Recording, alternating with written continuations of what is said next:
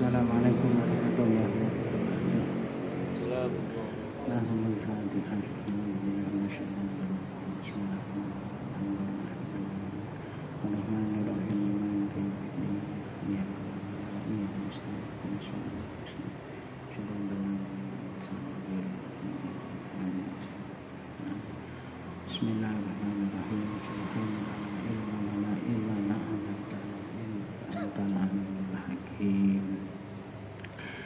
Bismillahirrahmanirrahim. Halaman 4. Faslun fi dzikri syai'in.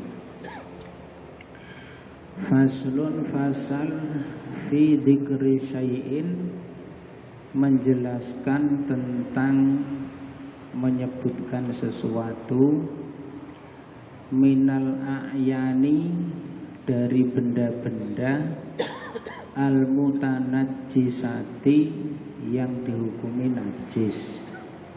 Fasal menjelaskan tentang benda-benda yang hukumnya najis.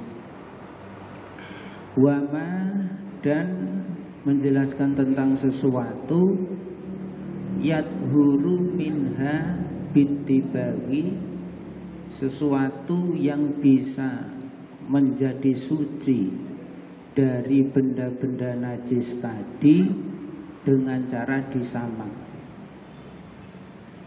Wa ma yadhuru minha bitibaghi, dan menjelaskan tentang benda-benda yang bisa menjadi suci dari benda-benda najis tadi, bitibaghi, dengan cara disamak.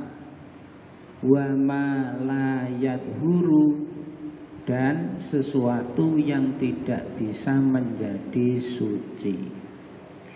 Fasal menjelaskan tentang benda-benda yang dihukumi najis dan benda yang bisa menjadi benda najis yang bisa menjadi suci dengan cara disamak, dan benda yang tidak bisa menjadi suci.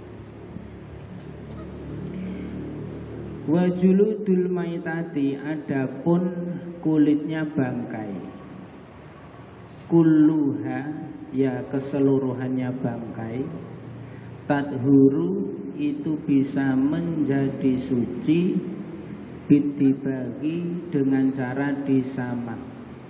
Samak itu apa, bahasa Indonesia apa bukan? Bitibagi, dengan cara disamak. Samak ini terjemah kata yang saya dapat dulu waktu ngaji.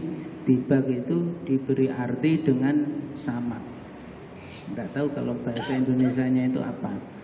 Nah, nanti sambil berjalannya materi ini, kemudian kita cari padanan kata dalam bahasa Indonesianya yang dimaksud oleh fasal ini itu apa.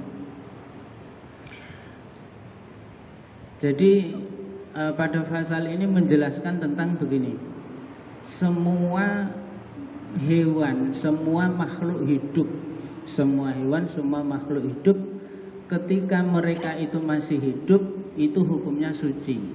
Ini ya, kaidah pertamanya seperti itu. Semua makhluk hidup, semua hewan itu hukumnya suci, kecuali ada dua hewan yang sudah dinas bahwa itu hukumnya najis, yaitu apa? Anjing dan babi.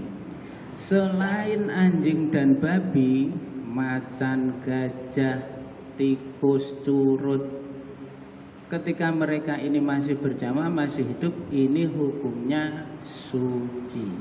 Nah, semua makhluk hidup apapun itu, kalau masih hidup itu hukumnya suci, kecuali ada dua hewan yang memang sudah dinas oleh Al-Quran dihukumi najis, yaitu anjing dan babi.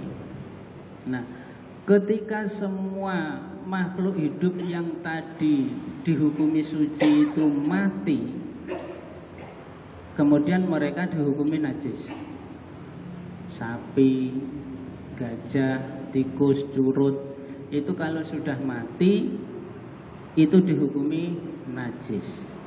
Nah, yang akan dibahas di dalam pasal ini adalah ini tadi, Wa juludul maitati tadhuru bitibagi. Kulitnya bangkai itu bisa menjadi suci dengan cara dibag. Dibag itu sama. Jadi itu tadi ya, ketika masih hidup ini suci, kalau mati ini dihukumi bangkai dan itu menjadi najis. Nah, di sini ada keringanan hukum, ada kemudahan-kemudahan, yaitu kulitnya ini masih bisa dimanfaatkan, bisa disucikan dengan cara dibag. Dibag itu sama. Misalnya ada kambing, misalnya ada sapi mati. Nah, daripada ini dibuang, nah, kulitnya itu masih bisa dimanfaatkan. Kalau kulitnya ini diambil, diproses dengan cara dibag ini tadi, itu bisa menjadi suci. Nah, gitu. Nah, kulit apa saja, hewan apa saja, macan, gajah, badak. Sawaun fidalika, baik di dalam masalah ini, maitatu makulil lahmi, yaitu bangkainya hewan yang boleh dimakan dagingnya. Kata-kata mereka itu makulil lahmi, hewan yang dagingnya itu boleh dimakan. Jadi bahasanya bukan halal dimakan begitu ya, tetapi dagingnya boleh dimakan. Nah, ini maksudnya halal. Mana tadi? Wa ghairihi, dan selainnya hewan yang dagingnya halal dimakan. Jadi entah itu hewannya ini adalah hewan yang halal dimakan atau hewan yang haram dimakan, ketika mereka mati dihukumi najis karena berstatus bangkai, ini kulitnya bisa dimanfaatkan, bisa disucikan dengan cara disamak. Nah, kita iseng-iseng jalan ke hutan nemu bangkai macan, nah, ambil saja kulitnya disamak, nah, itu bisa menjadi suci. Nah, ini mana tadi? Wa kaifiyatud dabghi, adapun caranya menyamak kulit binatang tadi, ayun za'a, yaitu pertama dihilangkan fudulul jildi, yaitu lebihan-lebihannya kulit, mimma yu'finuhu, yaitu yang berupa benda-benda yang bisa menyebabkan kulit itu menjadi berbau ya amis atau busuk. Minadami, yaitu yang berupa darah, wanahwihi, dan sesamanya darah. Nah, sekarang caranya menyamak. Caranya menyamak adalah kulitnya itu pertama dibersihkan dulu benda-benda yang bisa membuat kulit tadi menjadi berbau amis atau menjadikan kulit tadi cepat membusuk. Lebihan-lebihan, apa bahasanya? Fudulul lahmi, lebihan-lebihannya ini dibuang dulu. Lebihan-lebihan itu ya maksudnya yang bukan kulit itu dibuang. Apa itu? Darah, atau misalnya lemak, atau misalnya lendir-lendir yang ada di kulit itu dibuang. Itu caranya. Apa yang digunakan untuk menyamak? Bisyai'in harifin, dengan sesuatu yang rasanya itu, apa ini bahasa Belitungnya, dengan sesuatu yang rasanya itu sepet. Sepet itu kalau dalam bahasa kampung saya, sepet itu buah yang belum masak, rasanya itu tidak enak. Nah, itu sepet. Misalnya buah sawo. Buah sawo itu kalau sudah tua, sudah matang itu manis. Tapi ketika dia masih muda, itu rasanya seperti itu. Lah itu sepet. Nah, bisyai'in harifin, di sini dicontohkan ka'asfin, misalnya seperti batang asfin. Nah, ini di tempat kita tidak ada. Batang asfin, nah, tumbuh-tumbuhan yang bernama asfin itu konon tumbuh-tumbuhannya itu baunya wangi, tapi rasanya itu tadi sepet. Lah yang digunakan itu daunnya. daunnya itu digunakan untuk menggosok-gosok benda-benda yang itu tadi, darah, lemak, lendir-lendir itu dihilangkan menggunakan daun-daunan pohon aspen. Kalau di tempat kita apa ini aspen, batang aspen. Walau kana al-harifu najsan, apabila benda yang rasanya sepet tadi itu berbentuk benda najis, kadarki hamamin, misalnya seperti contohnya adalah kotorannya burung hamam, ada yang memberi makna burung dara. Kafa fiddabri, yang demikian ini cukup digunakan untuk menyamak. Nah ini ya. Jadi kalau di dalam Fathul Qorib ini dijelaskan benda yang digunakan untuk menyamak kulit binatang ini ada yang dari tumbuh-tumbuhan, ada yang dari kotoran hewan. Yang penting rasanya itu sepet.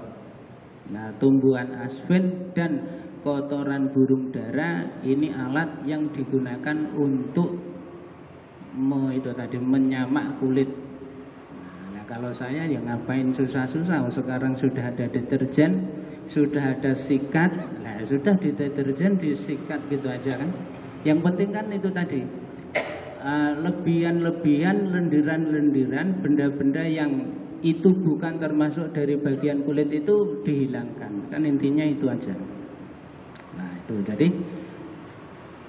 kita ulangi sekali lagi, semua makhluk hidup itu hukumnya suci, dipegang tidak apa-apa, tidak najis. Kalau makhluk hidupnya ini mati, itu hukumnya najis, disebut dengan maitah atau bangkai. Nah kulitnya bangkai itu bisa kita manfaatkan, kita ambil, kita sucikan dengan cara disamak, yaitu menggunakan benda yang rasanya sepet, misalnya tumbuhan aspen tadi atau kotoran burung dara. Ya, terus kita sebut dengan kalimat bahasa Indonesia. Dabegi itu apa kalau dalam bahasa Indonesianya? Tidak ketemu ya. Ya, mensucikan atau membersihkan kulit bangkai. Titik. Illa jildal kalbi wal khinziri. Nah, ini kecuali kulitnya anjing dan babi. Nah, kalau dua hewan ini tidak bisa ditawar karena yaitu tadi sudah ada nas yang menjelaskan bahwa ini adalah hukumnya najis. Wa ma tawallada minhuma, dan hewan-hewan yang terlahir dari keduanya anjing dan babi tadi, au min ahadihima, atau dari salah satunya, ma'a hayawanin tohirin, besertaan dengan hewan suci. Nah ini maksudnya ya misalnya anjing kawin dengan kambing. Nah anjing ini najis, kambing ini suci. Ketika mereka kawin, hasil anaknya ini hukumnya sama dengan anjingnya. Nah, maka ketika dia menjadi bangkai, kulitnya udah tidak bisa dimanfaatkan lagi.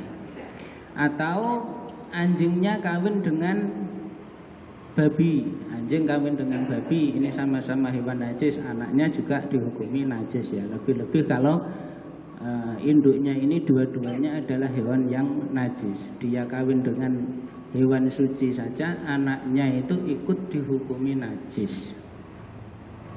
Fala yadhuru bitibagi, maka tidak bisa suci dengan cara disamak. Nah ini sudah tidak ada penawaran lagi, najis mughalladh. Titik. Mana tadi? Wa atmul maitati wa sa'ruha najsun. Wa atmul maitati, adapun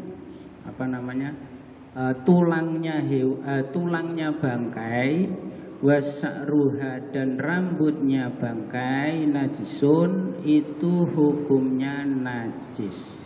Nah, dari hewan yang tadi ketika hidup itu dihukumi suci dan ketika mati itu dihukumi najis, maka ya semuanya dihukumi najis, termasuk tulang dan rambutnya. Ya, jangan dikira yang najis itu cuma dagingnya, berarti ketika sudah membusuk tinggal tulang belulang, berarti tulang belulangnya itu suci? Ya enggak, semuanya dihukumi najis, termasuk tulang dan bulu-bulu atau rambut-rambutnya juga dihukumi najis. Mana tadi? Wakada al-maitatu aidon najisatun. Begitu juga bangkai itu hukumnya najis. Lah ini dipertegas lagi bahwa ya yang najis itu bangkai itu najis, yang najis itu ya termasuk sampai ke tulang dan bulu-bulunya. Titik. Wa urida biha kata yuridu azailatul hayati bi ghairi zakatin syar'iyyatin. Wa uridu aroda. Dan yang dikehendaki dengan kata-kata bangkai maitah itu adalah hewan yang hilang sifat hidupnya dengan cara selain disembelih secara syar'i. Nah, sekarang yang dibahas adalah bangkai itu apa? Bangkai adalah hewan yang mati tanpa disembelih secara syar'i. Itulah bangkai. Jadi kalau ada hewan mati dengan sendirinya, atau mati karena ditabrak mobil, atau mati karena terjepit sesuatu, pokoknya selain disembelih dengan secara syar'i, itu namanya bangkai. Bangkai yang dikehendaki di dalam ilmu fikih dalam bab ini, ya. Yang disebut bangkai adalah hewan yang mati tanpa melewati penyembelihan secara syar'i. Nah itu simpelnya seperti itu. Nah, ketika ada sapi ditabrak mobil mati, ketika ada hewan kecepit pintu mati. Nah ini hewan-hewan yang hilang nyawanya tanpa disembelih secara syar'i. Yang seperti itu namanya bangkai, dihukumi najis. Nah ini yang dibahas adalah yang tanpa disembelih secara syar'i. Kalau disembelih secara syar'i bagaimana? Kalau disembelih secara syar'i hukumnya tetap suci. Ini ya. Sapi mati, matinya itu karena disembelih. Sembelihnya karena sembelihannya sembelih secara syar'i, maka itu hukumnya tetap suci. Yang dihukumi najis adalah kalau hilang nyawanya, matinya itu bukan karena disembelih secara syar'i.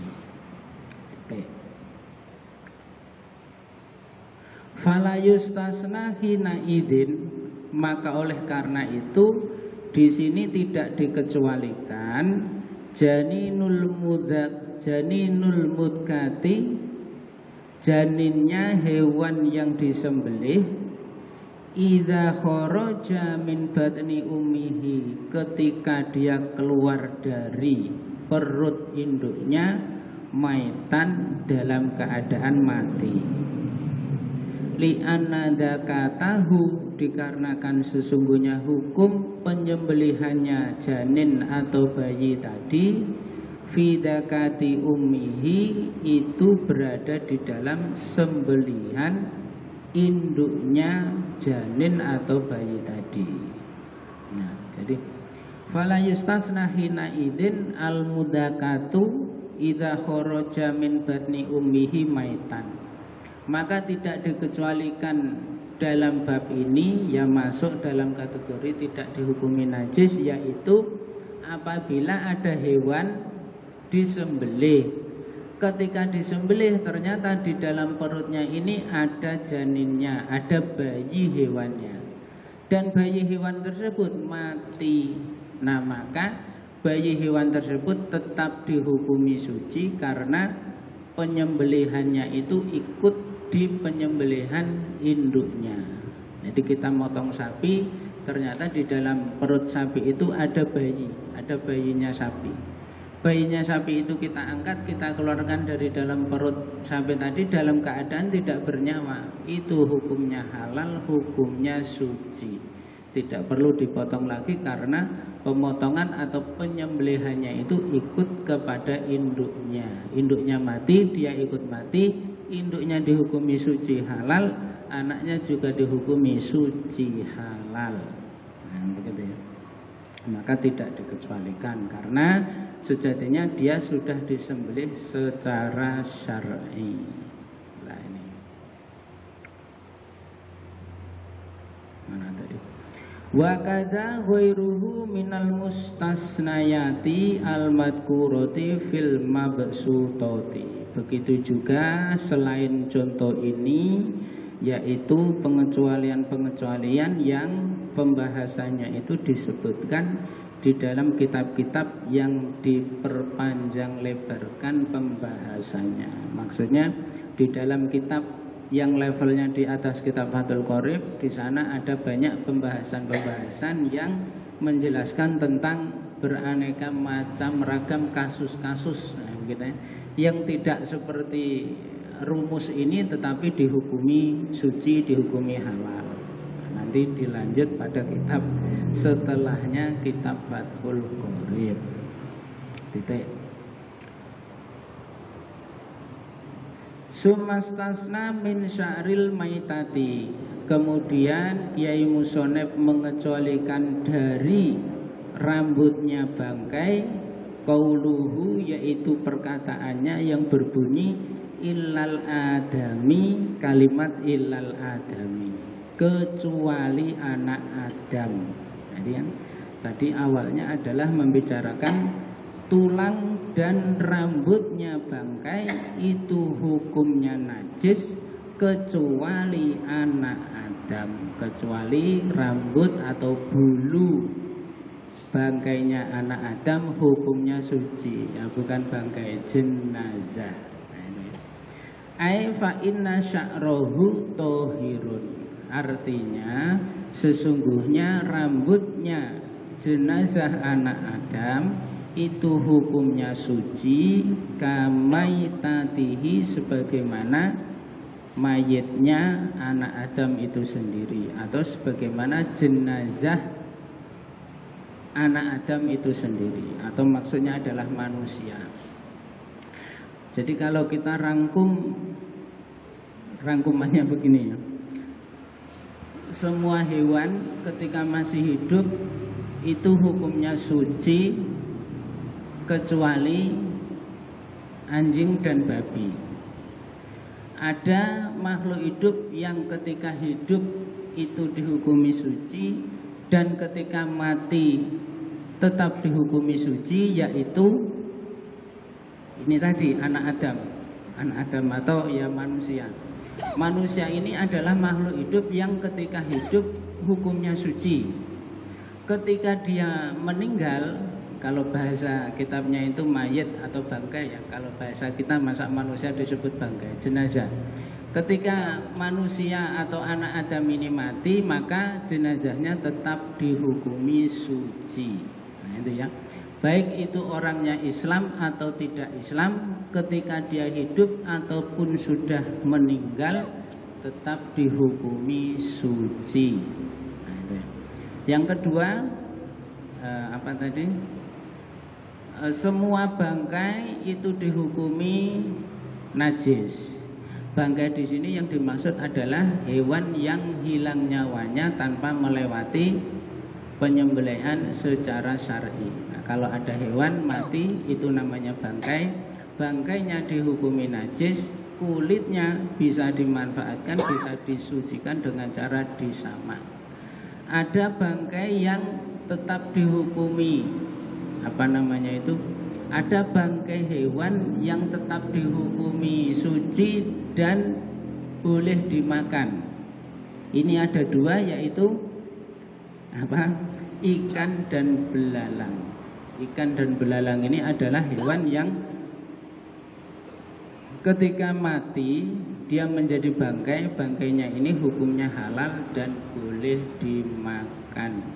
Jadi ada sahabat yang pergi melaut, kemudian di tengah laut itu dia wudu, kemudian pulang ke daratan bertemu sama Rasulullah. Nabi Muhammad terus bertanya, wahai Nabi, aku tadi pergi ke laut, aku sempat wudu di sana, air laut itu hukumnya apa?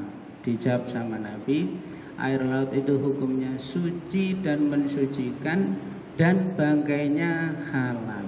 Jadi hewan-hewan laut ini hukumnya halal, ketika mati bangkainya itu dihukumi suci dan boleh dimakan.